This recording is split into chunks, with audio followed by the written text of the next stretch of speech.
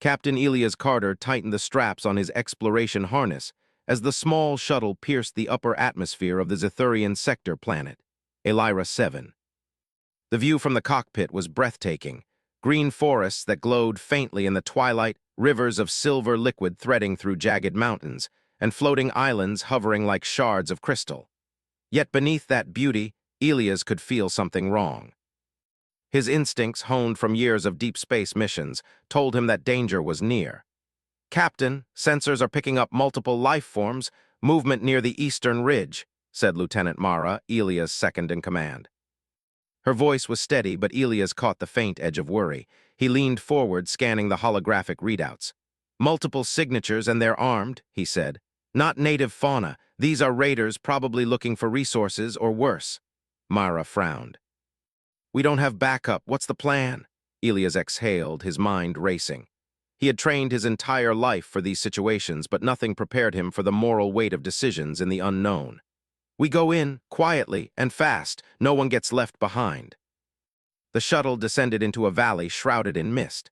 Below, the raiders moved with precision, herding small alien creatures into containment pods. Elias' stomach tightened as he saw a small figure struggling against a group of humanoid aliens, taller and more muscular than any human, with armor plates glinting in the pale light. "That child," Elias said, eyes narrowing. "We can't leave her there." "Captain, these beings are dangerous. Interfering could mean death." Elias shook his head. "I'm not leaving a child to die, not me." He signaled Mara, and together they navigated the shuttle close to the ground, touching down behind a grove of luminous trees. Elias grabbed his plasma rifle, though his plan was simple: avoid direct confrontation and get the child out. Mara nodded, following silently. The raiders were focused on their prize, unaware of the two humans approaching. Elias' heart pounded, but he moved with calm precision. When they reached the edge of the clearing, the child, no older than 8, looked up. Her skin shimmered faintly in a pattern unlike anything human, stripes of pale blue and gold. Her wide eyes were filled with fear and confusion. "Hey," Elias whispered, keeping his voice gentle. "We're here to help. Come with us." The child hesitated, but the instinct for survival was stronger. She darted toward him as a raider noticed the movement. Elias raised his rifle, firing a precise energy shot that disabled the raider's jetpack, sending him crashing into the trees. Chaos erupted.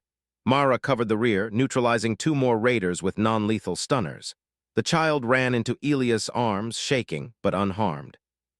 "Lyra," the child whispered. Lyra's coming with us," Elias said firmly. "You're safe now." The retreat wasn't easy. The raiders regrouped, and Elias had to rely on human ingenuity. He lured them into a canyon where their mobility was limited, then used a combination of his shuttle's gravity thrusters and portable EMP devices to disable their equipment. The raiders, unfamiliar with human technology, were forced to flee. By the time the shuttle lifted off, Lyra was trembling but safe. Elias held her close, speaking softly. "You're okay. I won't let anyone hurt you." Why did you help me?" Lyra asked, her voice small, fragile. "Because it's the right thing to do," Elias replied. "Humans believe in helping those who cannot help themselves. You don't deserve what happened to you." Lyra's eyes widened. "Humans?" Elias smiled faintly. "Yes, humans." The journey back to her homeworld was tense.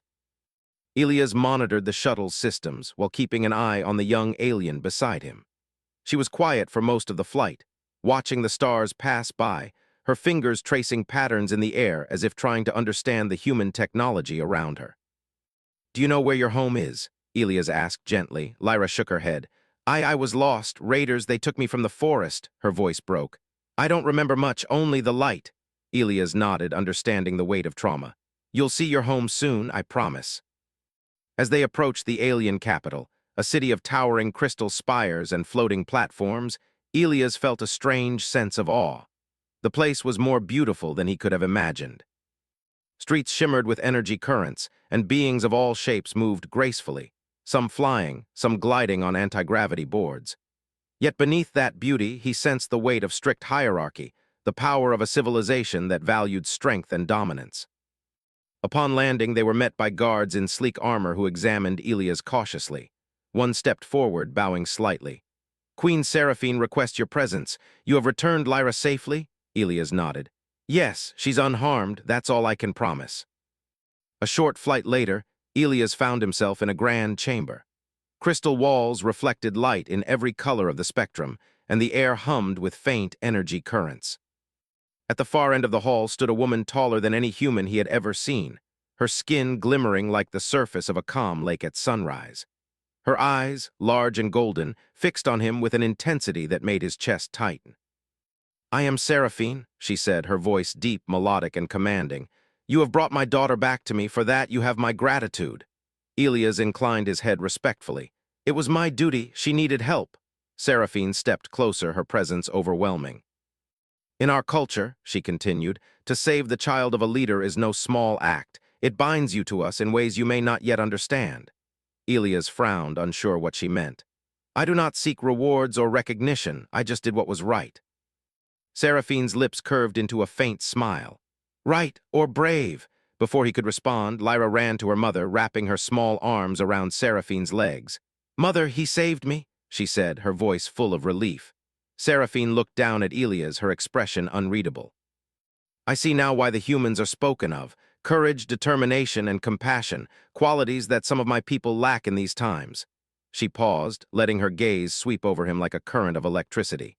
"You are extraordinary, human. I would not have thought such a being could exist outside our own legends." Elias swallowed, uneasy.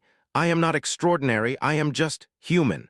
Seraphine tilted her head slightly, as if studying him like one might study a rare crystal. "And yet it is human qualities that draw me to you. You have proven strength, not of body, but of spirit. That is most compelling." Elias realized then that there was more to this queen than mere gratitude. Her eyes lingered on him in a way that made him instinctively step back. "Queen Seraphine, you will stay as our guest tonight. Rest, recuperate. Tomorrow we will speak of your deeds and of what your actions mean for our people," she said, her tone brooking no argument. He followed her through the chamber, Lyra skipping happily beside them. The human felt a strange mixture of relief and tension. He had saved the child, yes, but now he sensed that he was stepping into a world far more complex than he had anticipated. Politics, customs, and perhaps desires he could not yet comprehend awaited him. That night, as Elias sat in the guest quarters, he thought about his choices. Saving Lyra had seemed simple at first, a matter of morality, of instinct, but the consequences were already unfolding in ways he could not yet predict. Seraphine's gaze lingered in his memory, golden eyes filled with something that went beyond simple gratitude. Lyra slept nearby, her small hand brushing his shoulder unconsciously. Her trust, fragile yet complete, grounded him. "I'll protect you," he whispered softly, "no matter what happens." Outside, the city of Elira 7 gleamed under twin moons, and the alien currents pulsed with life. Elias knew that this was only the beginning. The universe was vast, full of dangers and wonders alike, but perhaps human courage and ingenuity, qualities he carried in every step, were more powerful than he realized. The captain closed his eyes, preparing for what tomorrow would bring. Unknown challenges, political intrigue, and an alien culture that would test every skill he possessed awaited him. But for now, he had saved a life, and that alone gave him purpose, hope, and the faintest hint that humans, in a universe so alien, could make a difference. And somewhere deep within that grand palace, Queen Seraphine watched him from afar, a thought forming in her mind that would soon alter the destiny of both species, and place Elias in a situation far beyond anything he had imagined. Elias woke to a soft hum vibrating through the walls of his guest quarters. The light filtering through the crystal windows was pale and strange, shifting in colors he had never seen before. Lyra was already awake, perched on the edge of the floating bed, her eyes wide with curiosity. "Good morning," Elias said, forcing a smile. "Sleep well." Lyra nodded quickly. "Yes, but the light, it moves, and the walls, they sing." Elias chuckled softly, reaching out to ruffle her hair. "This world is amazing. I promise it's safe. You'll see that today." As they stepped into the corridor, the palace seemed even more alive. Energy currents flowed along the floors and walls, visible as faint streams of light, shifting color and intensity. Aliens of every shape and size glided past, some floating, others walking on 6 legs, a few with wings. All stared at Elias, curiosity and caution reflected in their eyes. A messenger approached, bowing deeply. "Queen Seraphine requests your presence in the council chamber." Elias nodded, exchanging a glance with Lyra, who tugged at his hand. "Stay close to me," he whispered. She smiled, gripping his arm. The council chamber was vast, a circular space with ceilings that arched into nothingness. Crystals floated in the air, casting refracted light over the council seats, where Seraphine's advisors waited silently. Their expressions were hard, calculating. Some whispered among themselves, glancing at Elias with suspicion. Seraphine stood at the far end of the chamber, her presence commanding every eye. She wore ceremonial robes that shimmered with a liquid-like glow, and her golden eyes fixed on Elias with an intensity that made him step slightly forward. "You have returned my daughter unharmed," she said. "For that, I am grateful." But gratitude in our culture is not merely spoken, it is acted upon. Elias raised a brow. "I don't seek rewards, I only wanted to protect her." Seraphine's gaze sharpened. "Protection is not enough. In our ways, the savior of a leader's child is bound to the family. A debt is owed, one that cannot be ignored. You understand." Elias swallowed, feeling the weight of her words. I understand you have customs, but humans don't operate that way. We don't bond in exchange for saving a life." The Queen's smile was slow, almost imperceptible. "Yet your courage, your quick thinking, your humanity has shown me qualities our people have not seen in generations. You intrigue me, human, more than I expected." Elias felt a shiver run down his spine. The tone in her voice was soft, yet there was a power behind it he could not ignore. "Intrigue can be dangerous," he said cautiously. Seraphine laughed, a sound like bells ringing in water. "Perhaps, but some risks are worth taking." The advisors began to whisper again, and Elias realized he had stepped into something far more complex than a simple rescue. He was no longer just a visitor. He was a player in a game he barely understood. Over the next few hours, he was guided through the palace, shown the floating gardens where glowing flora swayed in invisible winds, and the chambers where young aliens trained in mental and physical disciplines far beyond human limits. Lyra ran ahead excitedly, pointing out every detail. She seemed comfortable here, as if returning home had healed her fear. Elias, however, felt the growing tension. Whispers followed him wherever he went. Some aliens watched him with admiration, others with suspicion. He realized that saving Lyra had not only earned him gratitude, it had also made him a symbol. Humans were outsiders, yes, but Elias had proven that humans could act where aliens hesitated. That was a dangerous reputation in a society built on hierarchy and control. By midday, Seraphine summoned him again. This time they walked alone through a series of crystal halls that seemed to hum in tune with her steps. She spoke softly, almost like a confession. "You have qualities rare in this galaxy," she said. "Strength, courage, intelligence, and above all, heart. You face dangers that others would flee from, and yet you do not seek glory. You act because it is right. That fascinates me." Elias listened, trying to remain calm. "Thank you, but I am not here for fascination. I only did what I thought any human would do." Seraphine's gaze softened, and for a brief moment she looked almost vulnerable. "Perhaps, but in our ways, actions bind. You have saved Lyra, you have entered my life, and in doing so you have awakened something I did not expect." Elias frowned. "Queen Seraphine, what exactly are you asking of me?" She stopped walking, turning fully to face him. "I am asking for your bond. Our species has traditions, ancient ones. The one who saves my child is offered as a mate. A bond of protection, of loyalty, of connection. You may refuse, but know this, refusal would have consequences." Elias' heart skipped. "Mate, you mean like a spouse?"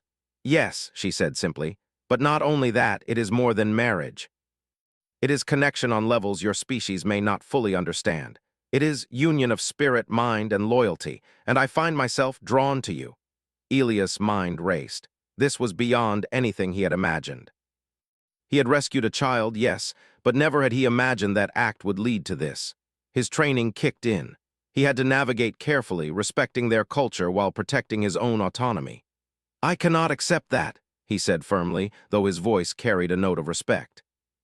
"Humans do not bond in exchange for good deeds. I do not belong to anyone in that way." Seraphine's expression did not harden. Instead, it deepened as if considering him.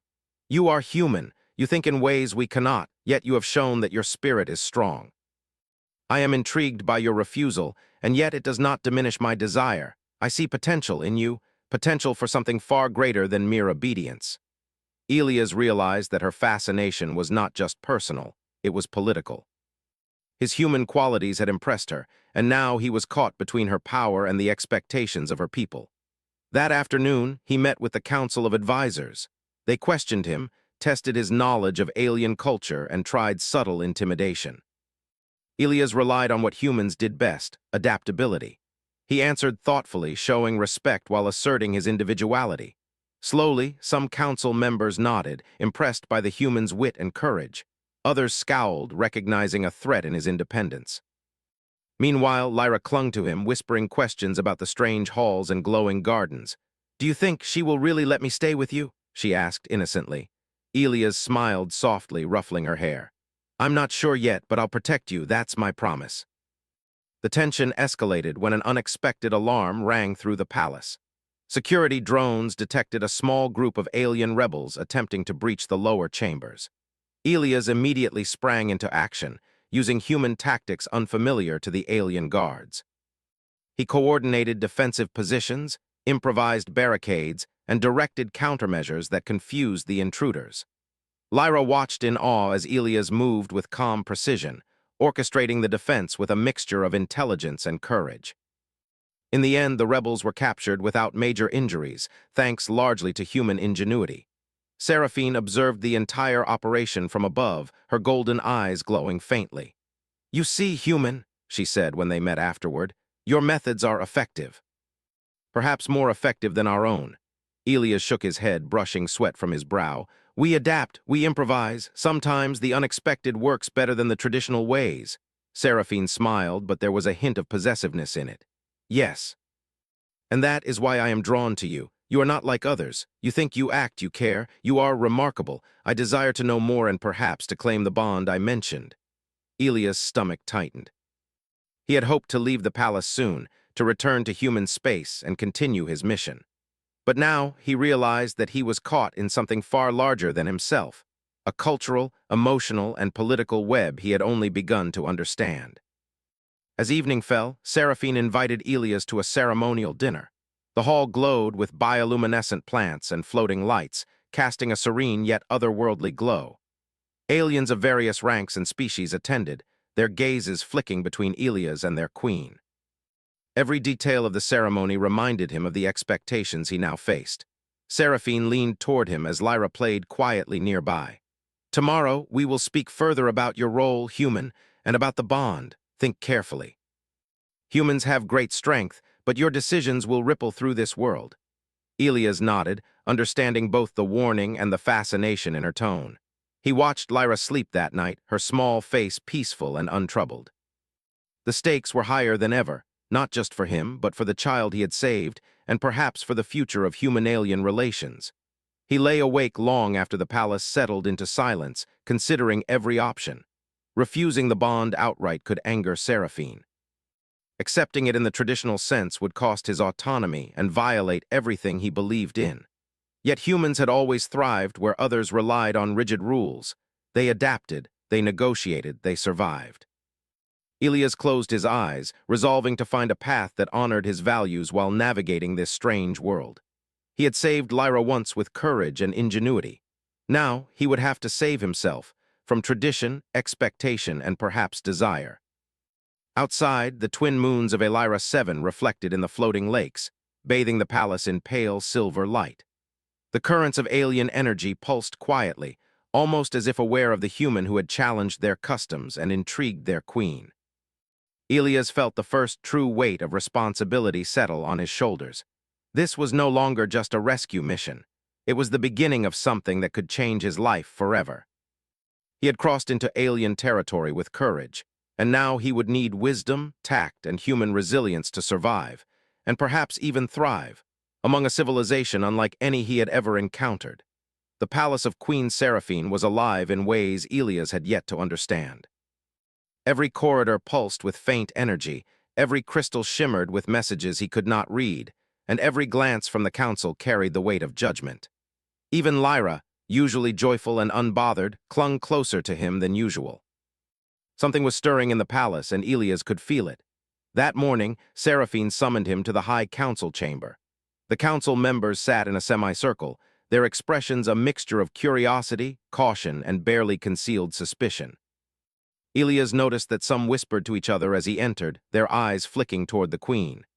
"Captain Elias Carter," Seraphine began, her voice resonant, "our people are unsettled. Your presence, your actions have stirred both admiration and fear.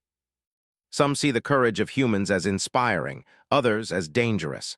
There are those among my advisors who believe your influence threatens the stability of our court." Elias nodded slowly, sensing the hidden tension. "I do not wish to threaten your people," he said carefully. "I only acted to protect a child, that is all." Seraphine's golden eyes softened, but the weight in her voice remained. "What humans call morality is foreign to many here, but your methods, your courage, it cannot be ignored. That is why I must ask you to navigate our court wisely.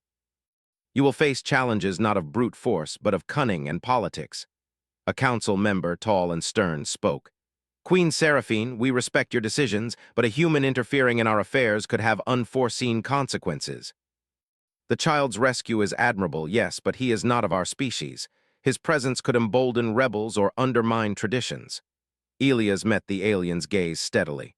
"I am not here to undermine, I am here to help. My knowledge, my experience, it is available to you if you trust it. That is all I offer." A murmur ran through the council. Some nodded at his words, impressed by his calm reasoning. Others scowled, clearly unsettled.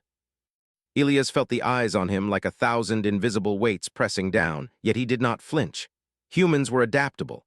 They could survive where others relied solely on tradition and hierarchy. Seraphine watched him silently, a hint of pride in her expression. "You see, human," she said after a pause, "your species' strength is not in power alone. It is in thinking and adapting and courage under pressure. That is why I am drawn to you." Elias swallowed. Her fascination was dangerous. Not only because it complicated his position, but because it carried the full weight of her authority. Yet he could not ignore the truth in her words. Humans did survive where others failed, not because they were strongest, but because they were clever and willing to act when necessary. The first test came unexpectedly. A faction within the palace, the so-called Reclaimers, had attempted to kidnap Lyra during a routine inspection of the lower chambers. Elias had been warned that the palace had dangers, but nothing prepared him for the speed and precision of the attack. The Reclaimers moved quickly, humanoid in form, but with elongated limbs and sharp reflexes. They were trained, disciplined, and determined, yet they had not accounted for Elias. With a shout, he grabbed Lyra, shielding her with his body as the first attacker lunged. Using a combination of human agility and improvisation, he redirected the momentum of the alien's strike, sending the assailant crashing into a wall. Mara's voice came over his communicator. "Captain, I see them. I'm en route." Elias ducked as another attacker swung at him, grabbing a loose energy conduit from the wall and hurling it toward the intruder. Sparks flew, blinding the alien momentarily. He reached Lyra and pulled her along, using the palace architecture to their advantage. "They're trying to scare us," he whispered more to himself than to her. "Don't be afraid, we can handle this." Lyra's small hand gripped his sleeve tightly. "I trust you," she said. Human ingenuity proved invaluable.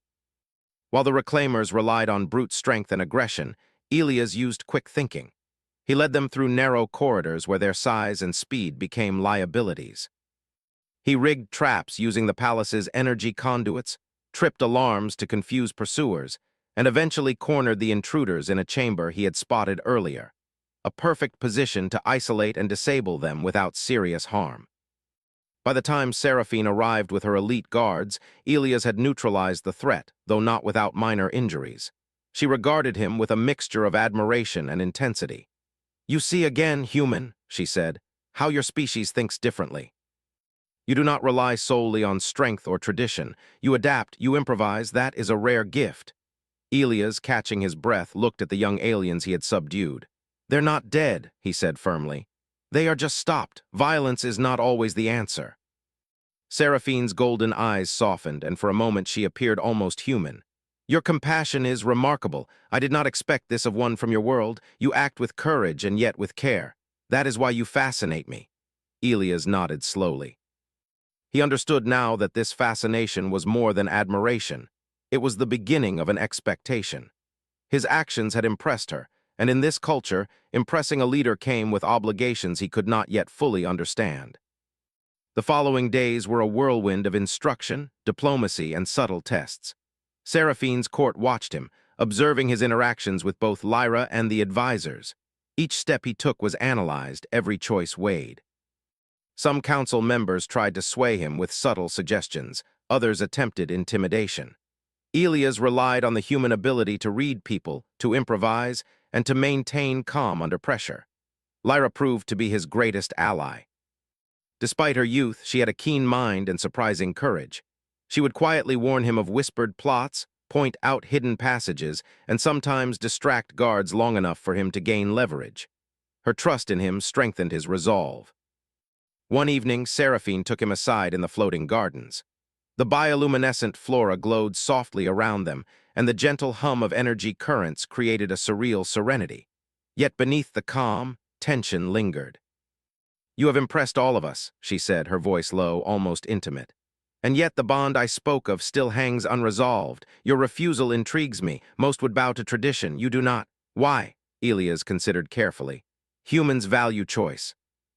Respect and loyalty cannot be forced. I will help, I will protect, but I cannot belong in ways I do not understand or choose freely." Seraphine's expression was unreadable. Then she leaned closer. "And yet, human, you have bound yourself to me in ways you do not know. Every act you perform here strengthens your place in this world, whether you like it or not. Your courage, your ingenuity, you have made yourself indispensable." Elias realized she was right. He had not sought influence, but his actions had earned him authority and respect among those who had doubted humans. He had saved Lyra, defended the palace, and navigated alien politics with careful thought. Each success made him more than a guest. He was a symbol of human capability in a world unfamiliar with it. As the days passed, the Reclaimers' threat grew clearer. They were part of a faction that opposed Seraphine's rule, and they saw Elias as both a challenge and an opportunity. The palace erupted in a subtle game of strategy, with whispers, hidden messages, and tests of loyalty. Elias relied on what humans excelled at: observation, adaptation, and quick thinking. He anticipated the rebels' moves, set traps, and even turned some advisors to his side by demonstrating his strategic mind. The palace became a chessboard, and he was learning quickly to move in ways that the aliens could not predict. Lyra stayed close throughout, sometimes hiding behind pillars, sometimes slipping notes into his hand. "They want to scare you," she said quietly one evening. "They think if they scare you, you'll leave, but you don't scare, Captain, you're brave." Elias smiled, touched by her trust. "We face challenges together, Lyra. Fear has no place when we act carefully and with courage." The final test came unexpectedly during a council gathering. A covert attack aimed to destabilize the palace's energy core. Aliens tried to sabotage the system, which could have collapsed the floating platforms and endangered everyone. Elias acted immediately, improvising solutions, rerouting energy flows, and guiding Seraphine's guards to protect civilians. When the threat ended without disaster, the council was stunned. Aliens who had doubted him now regarded him with awe. Seraphine approached, her expression unreadable but her eyes shining with a mix of pride and desire. "You see, human," she said, "your species' ability to act, to think, to face danger without fear, it is unparalleled. You have proven yourself in ways that no other alien could. I am more certain than ever that you are extraordinary." Elias nodded, realizing the truth. Humans were underestimated across the galaxy. They relied on courage, ingenuity, and heart, qualities that could tip the balance even in alien worlds. But he also knew the stakes. Seraphine's fascination was not merely admiration. It carried expectations he had to navigate carefully. That night, Elias walked through the palace gardens with Lyra. The twin moons reflected on the crystalline rivers, casting silver patterns across the floating platforms. He thought of the path ahead: more political intrigue, more challenges, and the growing weight of Seraphine's desire for a bond. "Do you think she'll accept that I can't belong to her like she wants?" Lyra asked softly. Elias looked down at her, a mixture of determination and hope in his eyes.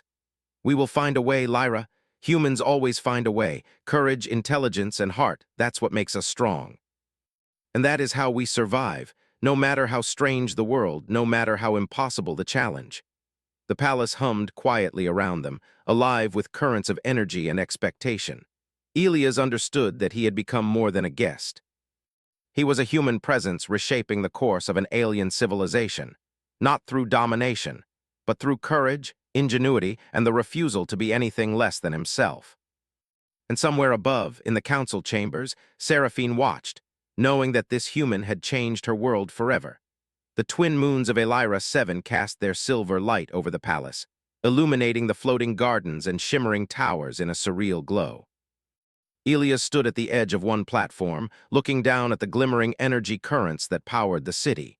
He felt the weight of everything that had happened: the rescue of Lyra, the intrigue of the palace, and the growing fascination of Queen Seraphine. Tonight, the final confrontation had come. Seraphine summoned him to her private chambers, a space even grander and more intricate than the council halls. Crystals floated like stars in the air, and soft currents of energy made the room hum in quiet resonance. Elias stepped in cautiously, Lyra at his side. Seraphine stood at the far end, regal and imposing, her golden eyes fixed on him with unwavering intensity. Her expression was unreadable, a mix of curiosity, power, and something that hinted at desire. "You have proven yourself beyond measure, human," she said.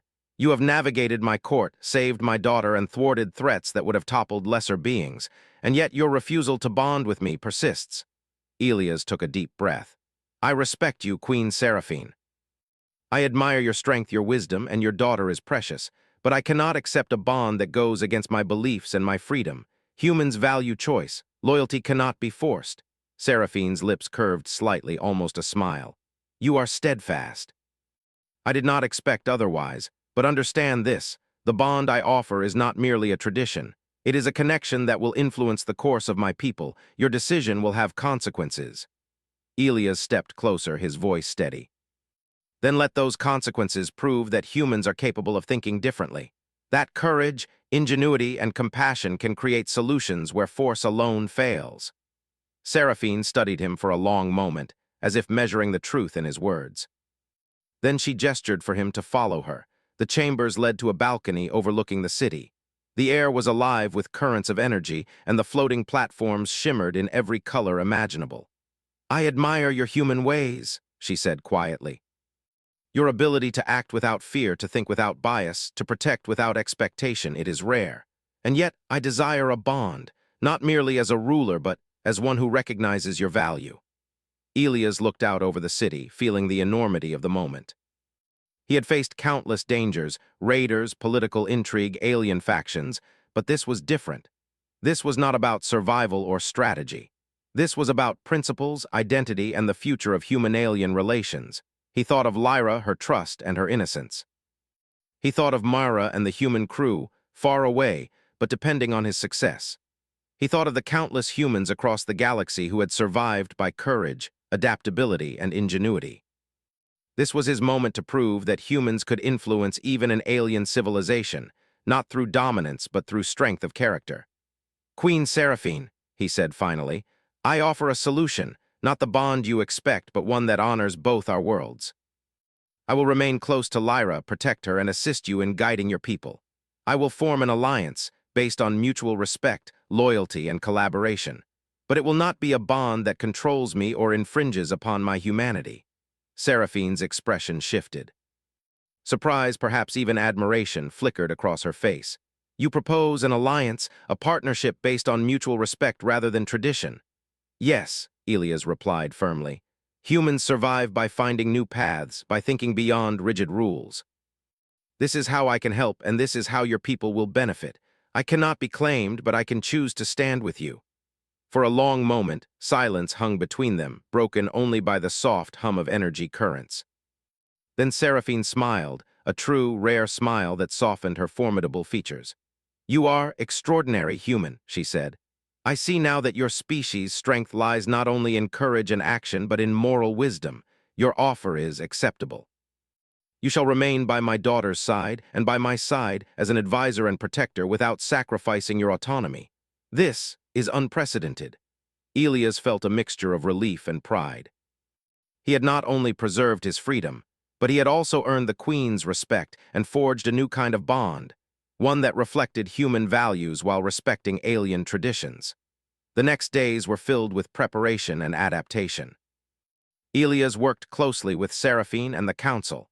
implementing strategies to strengthen the palace's defenses, improve diplomatic relations with neighboring alien worlds, and integrate human problem-solving into alien governance. Lyra thrived under their combined guidance, her intelligence and courage growing each day. Word spread quickly among the palace and beyond. The human had survived, adapted, and proven himself indispensable. Humans were no longer seen as mere outsiders. They were innovators, protectors, and thinkers.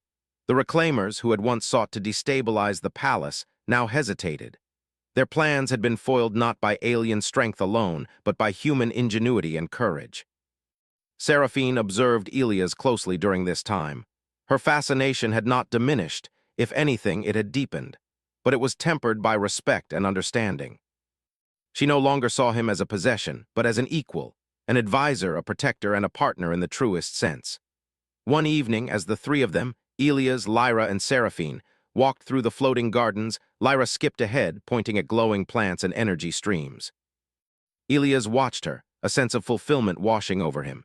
He had saved her life, yes, but he had also helped create a future where she could thrive, safe and empowered. Seraphine walked beside him, her presence still commanding but no longer threatening. "You have changed my world," she said quietly. "Not just Lyra's, but mine, and perhaps even the lives of many across the galaxy. You have done what no other could." Elias smiled softly.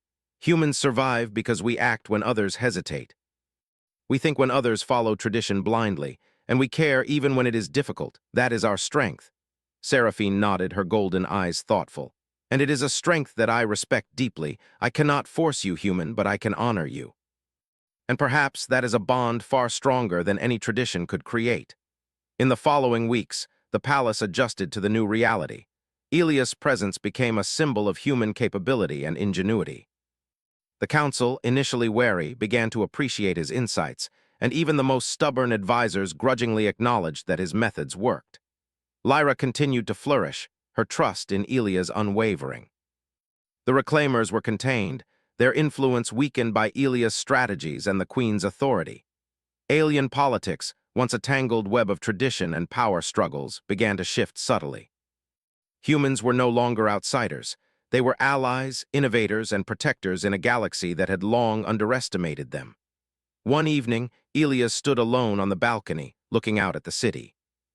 The energy currents shimmered like living rivers, and the floating platforms reflected the moon's light. He felt a sense of accomplishment, not from victory over enemies, but from having stayed true to himself. He had acted with courage, ingenuity, and moral clarity. That was what defined him, what defined humans. Lyra ran up, her laughter ringing in the night air. "Captain, look!" She pointed to a floating flower whose energy shifted colors in response to their movement. Elias knelt, smiling as she touched the petals gently. "You see, human?" Seraphine's voice came from behind them. She had joined silently, observing the moment. "Even in beauty, even in peace, your influence is felt. You have done what many could not." Elias stood, feeling the weight of her words and the truth behind them. "I only did what humans do best. We adapt, we protect, we think, and we act when it matters most." Seraphine nodded, her expression soft but proud. "Then let it be known," she said, "that humans are not to be underestimated. And let it be known that you, human, have changed more than one life or even a civilization." As the moons reflected on the floating lakes, Elias realized that this was a beginning, not an end. He had navigated alien politics, saved a life, proven human ingenuity, and forged a bond based on respect rather than tradition. That bond, unconventional though it was, would endure. He looked at Lyra, full of life and curiosity, and then at Seraphine, powerful yet wise, and knew that humanity's place in the galaxy was not just surviving, it was thriving. Courage, intelligence, and moral clarity had won the day. Human resilience and ingenuity had once again proven its worth. The palace hummed around them, alive and vibrant. Elias felt the pulse of the world beneath him, the energy of a civilization learning to embrace the unexpected, and the quiet satisfaction of a mission completed not by force, but by heart, mind, and humanity. And somewhere in the depths of the palace, Seraphine's gaze lingered on him, a mixture of admiration, fascination, and respect. No bond had been forced, no traditions had been broken. And yet, in a universe so vast and complex, a human had reshaped the destiny of an alien world, not as a subject, but as an equal. The adventure that had begun with a simple act of courage, the rescue of a lost child, had grown into something far greater. Elias had saved Lyra, navigated intrigue, challenged tradition, and in doing so, shown that humans were more than capable of shaping the future of civilizations. The galaxy, vast and unpredictable, now held one undeniable truth: humans were not to be underestimated. Courage, ingenuity, and heart could overcome fear, hierarchy, and even the most ancient traditions. And Captain Elias Carter had proven it: one life, one choice, one moment at a time.